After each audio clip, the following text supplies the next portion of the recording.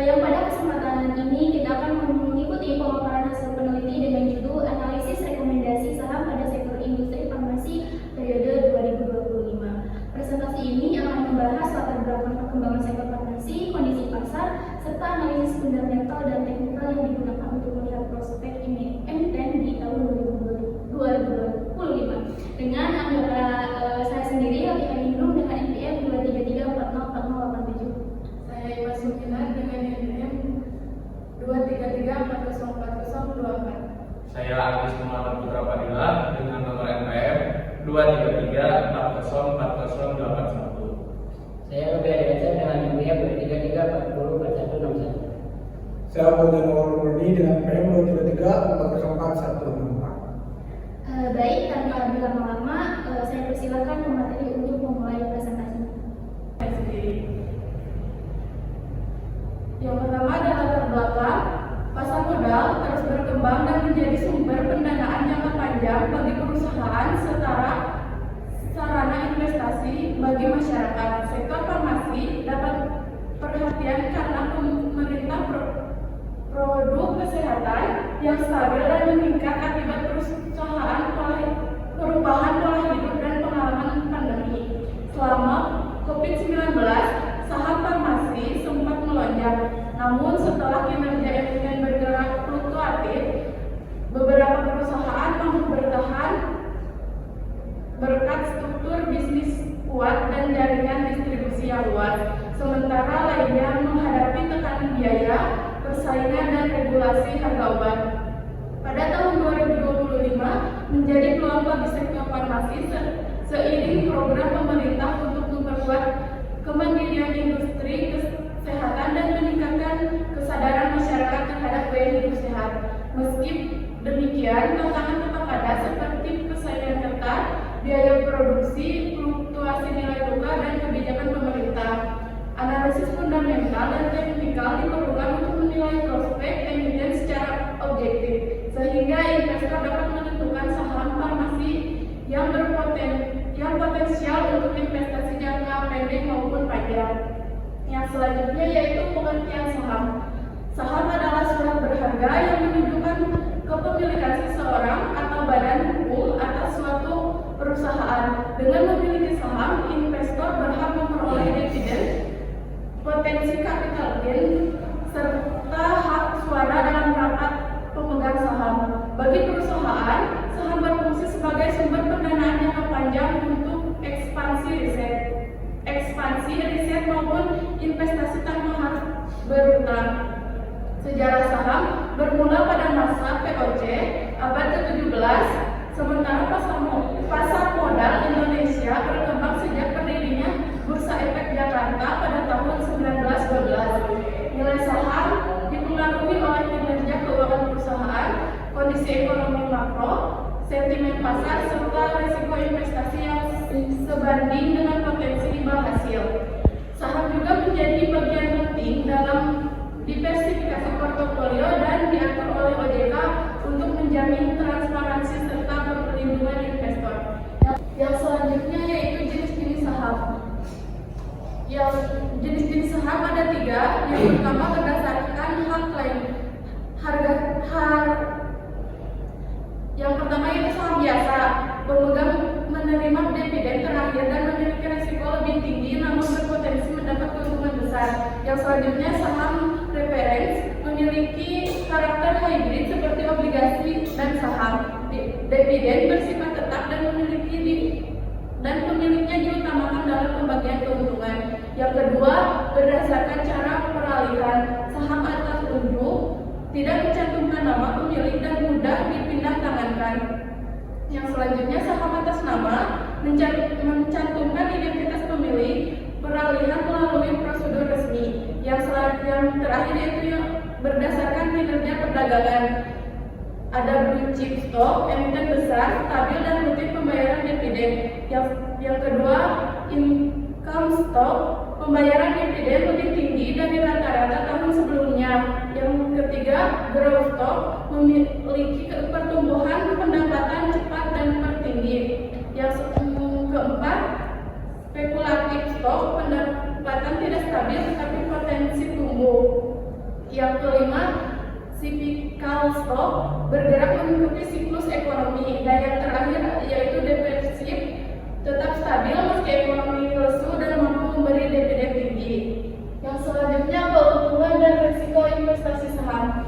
Semua investasi memiliki peluang keuntungan sekaligus risiko. Dibanding tabungan atau deposito yang risikonya rendah namun keuntungannya kecil, saham menawarkan potensi imbal hasil lebih tinggi dengan prinsip high risk, high return. Keuntungan utama investasi saham yaitu dividen. Pembagian laba bersih perusahaan kepada pemegang saham dapat berupa dividen tunai ataupun dividen saham sesuai keputusan RUPS. Yang selanjutnya, capital gain, keuntungan dari selisih harga jual yang lebih tinggi dibanding harga beli. Yang selanjutnya itu resiko investasi saham. Capital loss, kerugian ketika harga jual lebih rendah dari harga beli. Tidak menerima dividen jika perusahaan rugi. Dan yang terakhir, resiko likuidasi, pemegang saham menjadi pihak terakhir menerima sisa aset atas perusahaan bangkrut. Yang selanjutnya, penilaian saham, yaitu ada nilai buku, nilai per lembar saham berdasarkan laporan keuangan, nilai pasar, harga saham yang terjadi di pasar, dan nilai intrinsik, nilai teoretis saham berdasarkan analisis fundamental seperti pendapatan, dividen, dan profit perusahaan. Yang terakhir, nilai nominal, nilai buku, nilai pasar, dan nilai intrinsik. Bisa berbeda, investor menggunakan penilaian ini untuk menentukan apakah saham undervalue atau overvalued. Yang terakhir yaitu analisis fundamental. Analisis fundamental adalah metode penelitian saham yang berfokus pada penentuan nilai intrinsik suatu perusahaan dengan nilai faktor ekonomi makro, kondisi industri, dan kinerja internal perusahaan. Tujuannya adalah mengetahui apakah harga saham saat ini terlalu murah atau terlalu mahal. Pendekatan yang umum digunakan adalah top-down approach, yaitu melalui analisis dari tingkat makro hingga ke perusahaan. Yang pertama, ada analisis ekonomi global dan nasional, meliputi pertumbuhan GDP, inflasi, tingkat suku bunga, nilai tukar, serta kondisi politik dan sosial. Faktor-faktor ini mempengaruhi daya beli masyarakat dan biaya modal perusahaan dan prospek pertumbuhan ekonomi. Yang selanjutnya, analisis industri, menilai tingkat persaingan industri, struktur pasar, prospek pertumbuhan industri, tingkat risiko, hambatan masuk, serta sensitivitas industri terhadap perubahan ekonomi. Industri dengan pertumbuhan stabil cenderung memberikan potensi investasi yang lebih baik. Yang selanjutnya, analisis perubahan, analisis perusahaan, mengukur kondisi keuangan melalui risiko, profitabilitas, likuiditas, leverage, dan efisiensi, termasuk juga menilai kualitas manajemen, strategi bisnis, tata kelola perusahaan, kemampuan menghasilkan laba, hingga potensi pertumbuhan jangka panjang. Dalam praktiknya, analisis fundamental memerlukan evaluasi data historis dan proyeksi masa depan, paling tidak dalam rentang 5 tahun. Investor menggunakan temuan ini untuk mengambil keputusan apakah saham layak dibeli berdasarkan kekuatan fundamental perusahaan yang akan mempengaruhi harga saham dalam jangka panjang. Yang selanjutnya akan dipaparkan oleh materi selanjutnya. Baik, di sini selanjutnya ada analisa teknikal asumsi dasarnya. Analisa teknikal dasar adalah pendekatan yang memprediksi pergerakan harga saham berdasarkan data historis seperti harga, volume, dan pola grafik. Metode ini mempertimbangkan kinerja fundamental perusahaan, melainkan berfokus pada bagian psikologi pasar tercermin dalam pergerakan harga. Teknik ini menggunakan grafik, set, support, resistance pada serta indikator seperti moving average, RSI, MACD, dan lain-lain untuk menentukan momentum dan arahan harga. Analisis teknikal terdiri di atas beberapa prinsip utama. 1. Harga mencerminkan semua informasi, risk is everything. 2. Segala faktor eksternal baik fundamental, sentimental, investor maupun rumor sudah tercermin dalam harga saham di pasar. Oleh karena itu cukup dengan membaca pergerakan harga masa lalu, analisis dapat memprediksi kecenderungan harga selanjutnya. 3. Harga bergerak dalam tren risk moving in trends. Yang keempat, pasar tidak bergerak secara acak tetapi mengikuti pola yang berulang seperti trend, downtrend atau shield. Harga cenderung melanjutkan tren yang sudah terbentuk sampai terdapat sinyal kembalikan.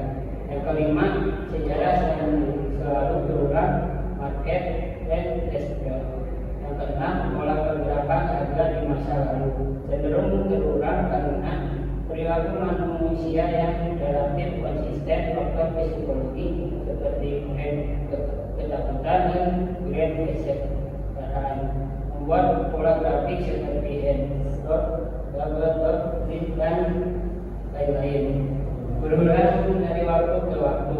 Dengan dasar tersebut, analisis teknikal memanfaatkan reaksi pasar yang terekam dalam grafik untuk memutuskan kapan waktu terbaik membeli atau menjual saham.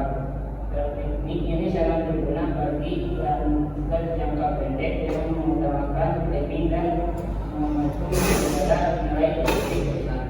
Next. Pengertian industri farmasi dan karakteristik perusahaan. Industri farmasi adalah bidang yang berfokus pada penelitian, pengembangan, produksi dan distribusi obat-obatan serta produksi kesehatan dalam skala besar. Tujuannya memastikan obat-obatan yang diproduksi aman, efektif dan berkualitas sesuai standar BPOM, FDA serta memenuhi Good Manufacturing Risk atau GMP. Industri ini melibatkan disiplin ilmu seperti farmakologi, kimia, farmasi, teknologi dan teknik manufaktur yang bekerja secara deterministik dan proses membuat hingga produk obat-obatan. Di Indonesia, perusahaan farmasi yang dapat IPI terdiri dari perusahaan memiliki pemerintahan dan perusahaan swasta. Keduanya bergerak di sektor sama tetapi memiliki karakteristik yang berbeda. Perusahaan farmasi swasta sebagai perusahaan farmasi memiliki permintaan, memiliki obligasi sosial yaitu menyediakan obat-obatan dengan harga terjangkau melalui subsidi sehingga apa yang diproduksi lebih kecil. Perbedaan orientasi bisnis ini memenuhi laporan keuangan, strategi harga dan efisien operasional masing-masing perusahaan. Peran industri farmasi dalam perekonomian. Industri farmasi merupakan pilar penting dalam perekonomian Indonesia dan menjadi sektor strategis dalam pembangunan nasional. Salah satunya peranan adalah penciptaan lapangan pekerjaan di mana sektor ini menyerap lebih dari 100 tenaga kerja di seluruh Indonesia. Pertumbuhan perusahaan farmasi dan meningkatkan investasi di sektor kesehatan membuat penyerapan tenaga kerja terus meningkat sehingga dapat menurunkan tingkat pembangunan dan meningkatkan kesejahteraan masyarakat. Selain itu, industri farmasi menjadikan penyumbang pendapatan negara melalui pajak perusahaan, bea impor, PPN dan kontribusi lainnya yang mendukung anggaran pemerintah. Dalam pajak ini dapat digunakan untuk membangun fasilitas kesehatan, meningkatkan layanan publik serta memperkuat sistem kesehatan nasional. Secara keseluruhan, sektor farmasi tidak hanya berperan sebagai penyedia obat tetapi juga sebagai motor pergerakan ekonomi, mendorong inovasi serta menjaga kesehatan nasional. Perkembangan industri ini sangat berpengaruh terhadap kemampuan negara dalam meningkatkan kualitas hidup masyarakat dan memperkuat ekonomi dalam jangka panjang. Sini ada PT Mitra Keluarga Karya Sehat PPK Mitra. PT Mitra Keluarga Sehat PPK Mitra adalah salah satu operator rumah sakit swasta terbesar di Indonesia, berdiri sejak 1989 dan rumah sakit pertama di Jatinegara. Perusahaan berkembang besar sehingga memproduksikan jaringan rumah sakit Jabodetabek, Jawa Barat, Jawa Timur dan terbesar lainnya.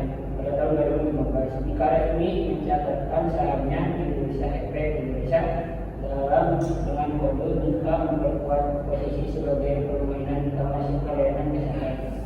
Mika menyediakan layanan kesehatan komprehensif mulai dari rawat inap, rawat jalan, layanan spesialis hingga penunjang medis seperti laboratorium, radiologi, dan perawatan intensif. Ekspansi perusahaan dilakukan melalui pembangunan rumah sakit baru dan fungsi strategi termasuk investasi pasien baru yang memperluas pasar pasien DKM.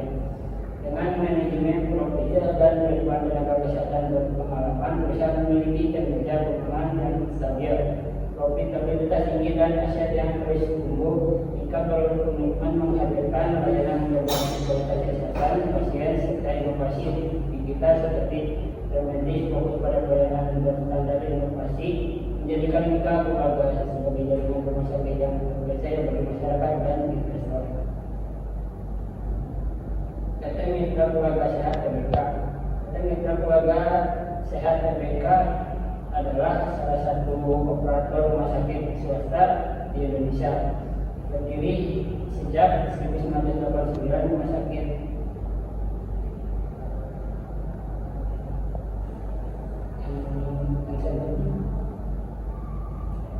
ada pertama Komisi Indikator Pertama RSI 14 sampai 33,8 persen atensi rekor ACD negatif tren ininya, tetapi peluang seperti hingga sesuai kebutuhan.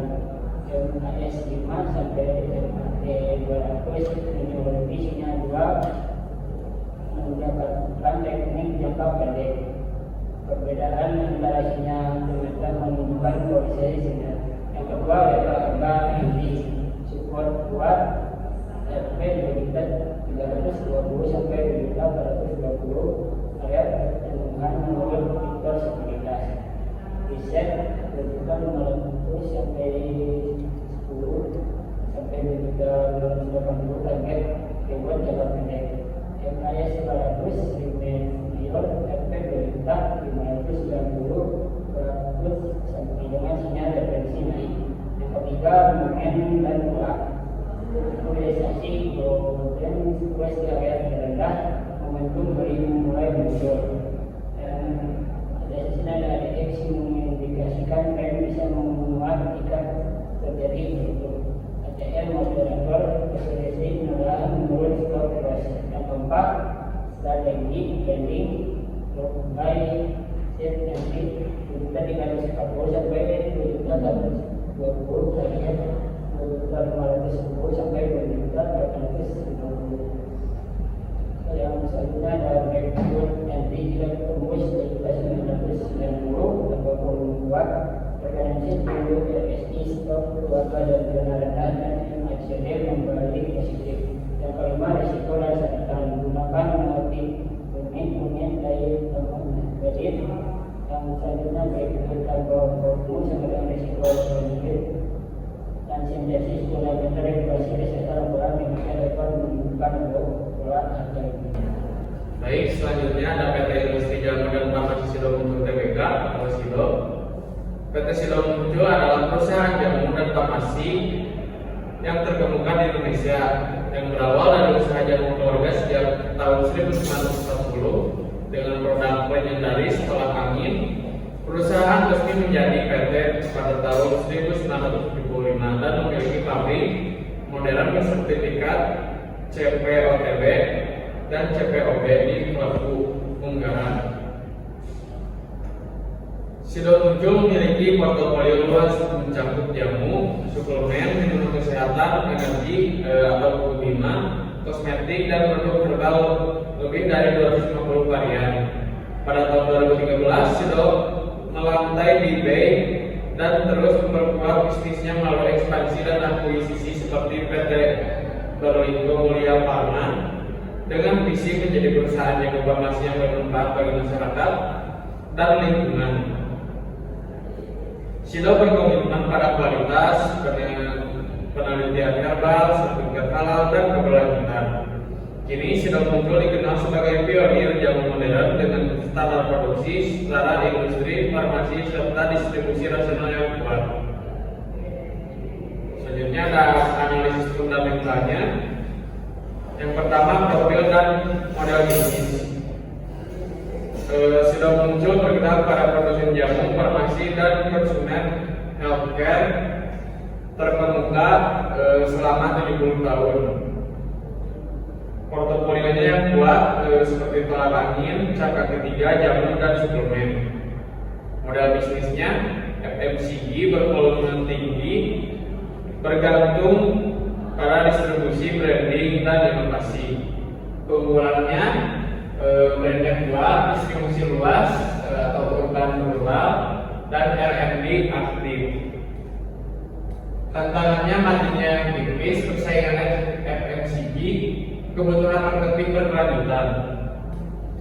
Yang kedua, kinerja keuangan pada tahun 2024. Laba bersihnya sebesar 1,17 T, naik YoY, ditopang peningkatan volume dan efisiensi biaya. Arus kas operasi positif dan stabil. Neraca konservatif, kasnya kuat, utang rendah, capai rutin untuk pabrik dan R&D. Margin usahanya yang sehat untuk sektor FMCG menunjukkan efisiensi produksi. Yang ketiga ada dividennya dan kebijakan pemegang saham. Dividen interim sebesar kurang lebih 540 miliar pada tahun 2024, konsisten mendukung income investor. Komitmen manajemen pada stabilitas profit dan distribusi laba. Perlunya keseimbangan dividen versus kebutuhan reinvestasi atau produk baru dan ekspansi. Risiko utamanya permintaan konsumen dan daya beli, sensitif terhadap perubahan preferensi, regulasi BPOM dan standar kualitas. Potensi biaya tambahan, bahan baku herbal dan kemasan, fluktuasi harga menekan margin, persaingan ketat dari FMCG lokal dan multinasional. Yang kelima ada implikasi investasi, saham defensif dan stabil, cocok untuk income investor atau dividennya yang kuat. Penilaian harus melihat dari P atau E, P garis miring E, dan PBB versus peer FMCG atau farmasi. Prospek bergantung pada pipeline, produk baru, ekspansi distribusi, inovasi R&D. Fundamentalnya yang solid dan kuat, margin sehat, neraca konservatif, risiko pada regulasi dan persaingan. Untuk analisis teknikalnya, yang pertama ada sinyal indikator utama RSI 53,4, netral, tidak overbought atau oversold. Stop stick-nya buy, namun stop RSI-nya sell menutup campuran. ADX nya 46,6, berarti trendnya kuat. Untuk MACD-nya sell atau belum konfirmasi bullish, risiko reversal lemah. Indikator teknikal investing.com menunjukkan mixed cenderung bullish. Yang kedua ada support dan resistensi. Pivot 565, S1-nya 560, S2 555, S3 550, R1 570, R2 575, R3 580. Panik sekuritas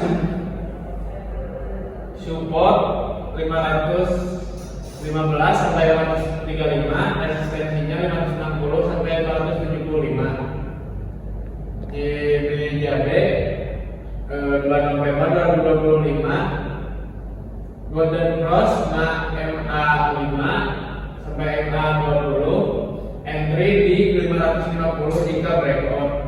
Gina sekuritas support garis miring 490, resistensinya 530 sampai 450. Momentum dan pola Golden Cross MA5 sampai MA20, sinyal reversal bullish jika volumenya kuat. Stop stick Golden Cross di area rendah, peluang rebound. MACD belum bullish, potensi false breakout jika volume lemah. Yang keempat ada strategic trading, breakout entry buy jika tembus lebih dari 550 ditambah volumenya kuat, target 560 sampai 575, SL 530 sampai 540. Rebound swing buy di 515 sampai 535 jika oversold, ditambah stop testing reversal, target pivot garis miring resistensi SL kurang dari 10. Range trading beli support, jual sebelum resistensi saat sideways. Yang kelima ada risiko teknikal, false breakout jika volume tidak mendukung, tren naik gagal jika MACD tetap bearish. Kembali ke support 515 sampai 135. Volatilitas sido cenderung moderat. Potensi profit terbatas tanpa konfirmasi tren. Sentimen fundamental atau berita korporasi dapat mengganggu sinyal teknikal. Kedua, overview industri tentang Kimia Farma Tbk. Kimia Farma adalah salah satu perusahaan farmasi terbesar dan tertua di Indonesia. Berdiri sejak 1817 dan kini berada di bawah holding BUMN Farmasi atau Bio Farma. Perusahaan ini menjalankan bisnis farmasi secara terintegrasi, mulai dari produksi obat dan bahan baku, distribusi nasional, hingga jaringan apotek dan klinik yang luas. Operasinya didukung pabrik bersertifikat internasional atau CPOB dan ISO dan penguatan R&D untuk kemandirian bahan baku dalam negeri melalui anak usaha seperti KFA, KFTD, Simkona Indonesia Lestari, KFSP, serta akuisisi Papros. Kimia Farma perluas dan terasa kapasitas industrinya, termasuk ekspansi layanan hingga ke Arab Saudi. Dukungan investasi INA dan Silk Bank mempercepat digitalisasi dan ekspansi jaringan kesehatan dengan peran penting dalam penyediaan obat nasional. Kimia Farma menjadi pilar strategis industri farmasi Indonesia di tengah persaingan dan tantangan modernisasi sektor kesehatan. Ini dilanjutkan oleh materi selanjutnya. Untuk selanjutnya yaitu analisis fundamental mental dari Kimia Farma Tbk atau dengan kode KAF. PT Kimia Farma Tbk adalah BUMN farmasi terintegrasi yang menjalankan bisnis manufaktur obat, distribusi nasional, dan retail atau apotek, sehingga memiliki sinergi vertikal dari produksi sehingga penjualan akhir. Model ini memberi keunggulan kompetitif bila rantai supply dan integrasi distribusi berjalan dengan optimal. Secara finansial, ini masih mencatat rugi bersih pada tahun 2024 sekitar 842,3 miliar, meski membaik daripada tahun sebelumnya.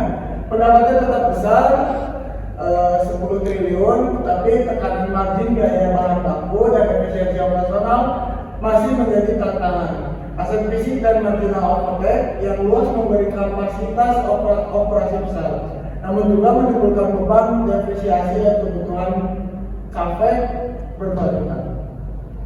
Perusahaan sedang menjalankan transformasi, perbaikan tata kelola, digitalisasi apotek, optimalisasi rantai pasok, dan rencana IPO untuk unit apotek untuk memperkuat likuiditas serta fokus bisnis. KAF juga relatif sensitif terhadap fluktuasi bahan baku dan logistik, sehingga likuiditas menjadi krusial bagi investor. KAF menarik bagi yang memahami risiko restrukturisasi dan menunggu realisasi program efisiensi.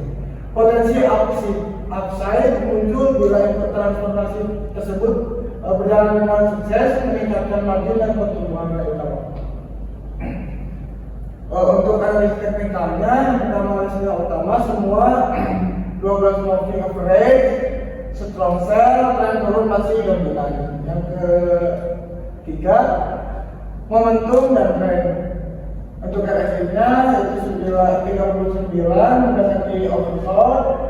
Untuk stokastiknya dan stok LSI-nya sell, MACD negatif, tekanan penjualan kuat, ADX 94, tren bearish sangat kuat. Untuk keempat yaitu volatilitas.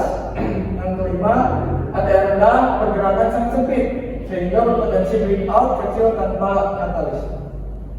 Untuk enam, support atau resistance, dan untuk support 572, supportnya 559 sampai 464. Untuk resistensinya 574 sampai 579. Ketujuh, indikasi teknikal dan 8 level tegas, belum ada tanda reversal. MA panjang masih jadi resistance berat. Untuk yang 9, strategi tradingnya swing kooperatif dekat pivot dengan stop loss ketat. Breakout entry hanya jika tembus MA panjang plus volume besar. Wait and see didasarkan karena sinyal mayoritas masih bersih, masih bearish. Yang 10 disuruh tangan, 11 also breakout, yang berkelanjutan dan momentum beli sangat lemah. Selanjutnya ada overview dari PT Vindam Pharma Tbk ataupun kode VFA. Ini berdiri pada tahun 1976 sebagai produsen veteriner. Lalu berkembang ke produk farmasi manusia dan alat kesehatan sejak 1985. Pabrik menerapkan kompetensi di Cianjur sejak 2001, tahun di mana perusahaan melakukan IPO dengan ketat memperkuat tata kelola melalui komite audit dan manajemen risiko. Ini memiliki bisnis beragam, mulai dari obat protes dan resep, suplemen, alat medis hingga divisi estetika, estetik, serta layanan CDC. Mereka juga memiliki anak perusahaan seperti Wali Ulama dan Etika Industri Farmasi. Pada tahun 2024, pendapatan ini mereka menjadi 1,92 triliun. Didorong di akuisisi Project. Meski masih mencatat tinggi karena daya ekspansi, ini juga bertransformasi menjadi grup kesehatan modern dengan portofolio yang lebih luas. Selanjutnya ada profil dan model bisnis. Perusahaan ini adalah yang dengan farmasi dengan aktivitas manufaktur obat, maklon, penanganan alat kesehatan dan ekspansi internasional. Fokus pertumbuhan pada farmasi, estetika medikal, estetik, dan peningkatan kapasitas produksi. Kinerja pada tahun 2024, pendapatan melonjak hampir 2,73 kali menjadi kurang lebih sekitar 1,92 triliun. Namun perusahaan tetap mencatat rugi bersih sekitar kurang lebih 330 miliar. Ada pertumbuhan top line kuat, tetapi profitabilitas tertekan oleh beban bunga besar, biaya restrukturisasi dan integrasi akuisisi. Berada dari risiko utang. Struktur modal cukup berat. Total utang lebih 4 triliun, sementara kasarnya ratusan miliar. Interest expense tinggi menekan laba dan arus kas.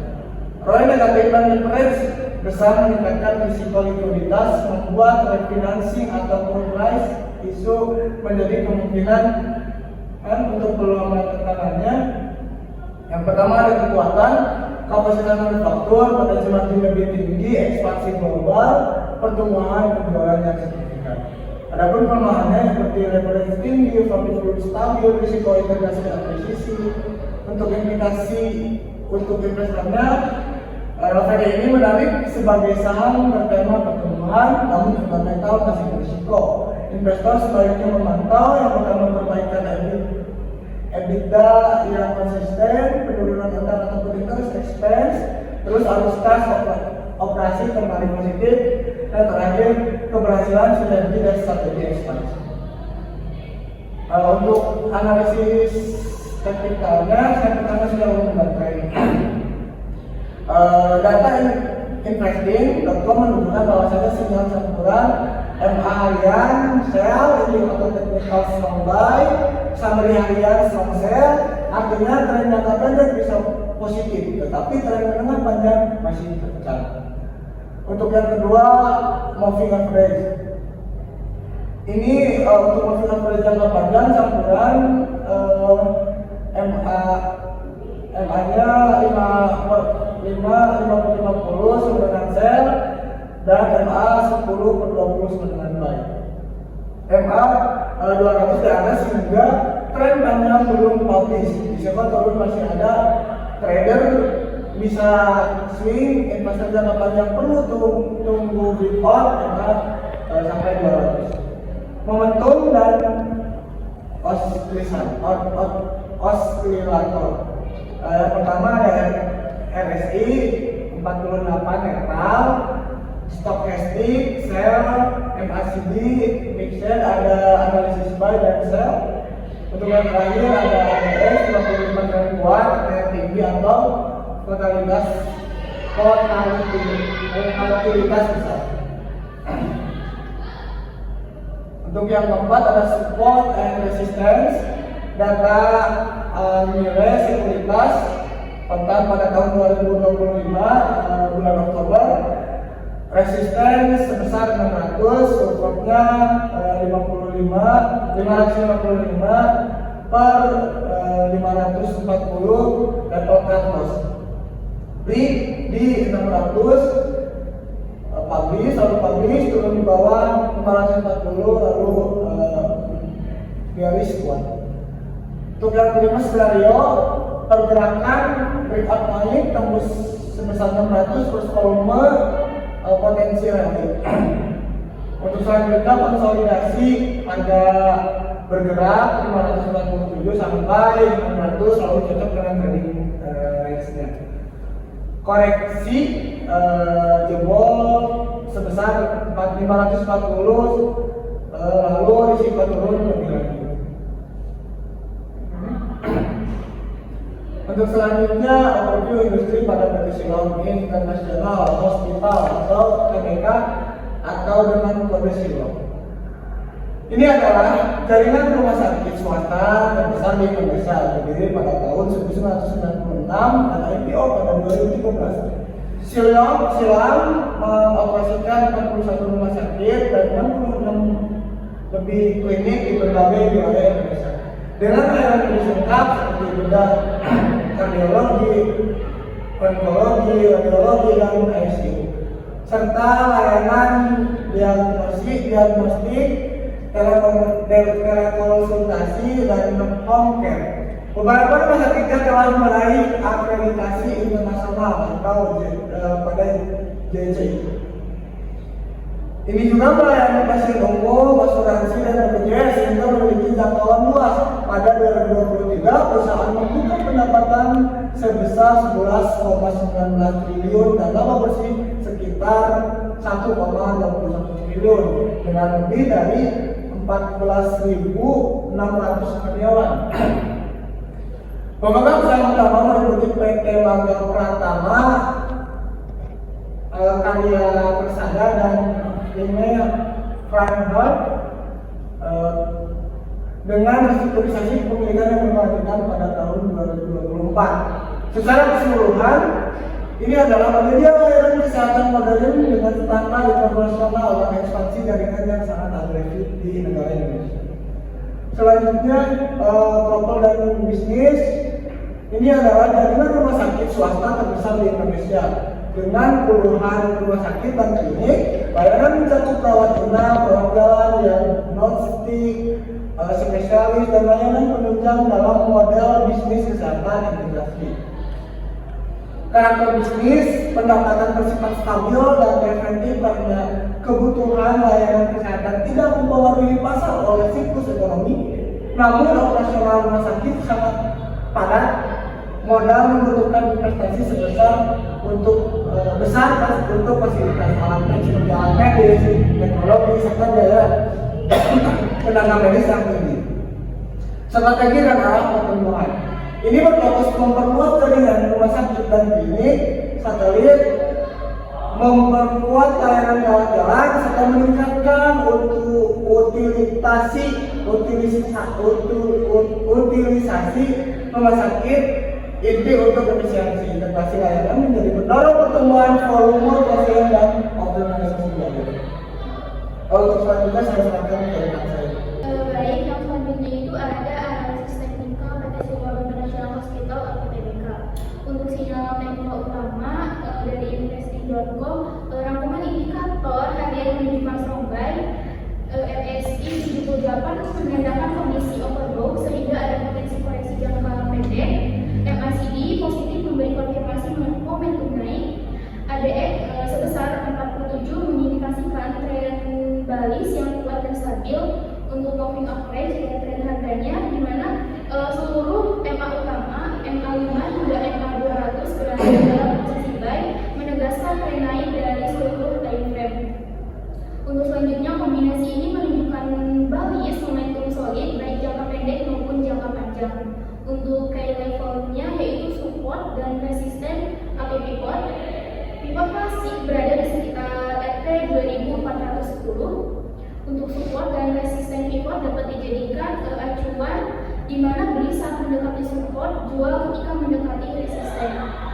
Lalu yang selanjutnya ada analisis teknikal PT Siloam International Hospital TBK, di mana level-level ini relevan untuk swing trading dan intraday. Momentum dan osilator, stok hektik dan CCI memberi sinyal buy menunjukkan momentum masih kuat, namun stok RSI dan Williams persen menunjukkan overbought, artinya harga mungkin membutuhkan falling down.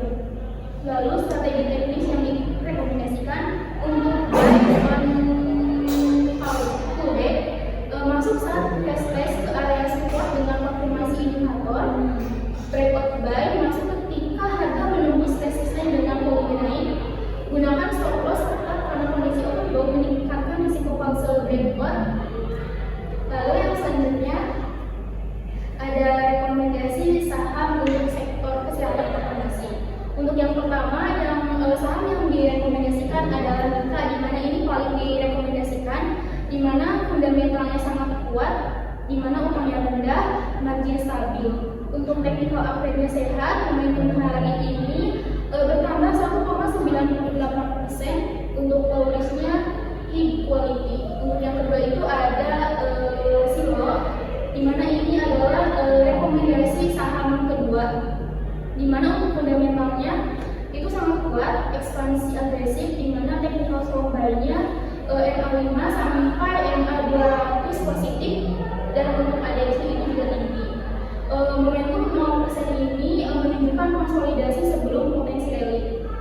Yang ketiga itu ada Sido, di mana Sido ini netral, di mana fundamentalnya stabil dan dividennya bagus, namun pertumbuhannya rendah, technical sideways, momentum kurang dari 0,88%, di mana saham ini cocok untuk dividen bukan trading. Lalu yang keempat ada KFW, di mana ini saham yang berisiko tinggi, di mana fundamentalnya lemah, besar dan rugi. Technical volatil dan tidak stabil. Momentumnya bertahan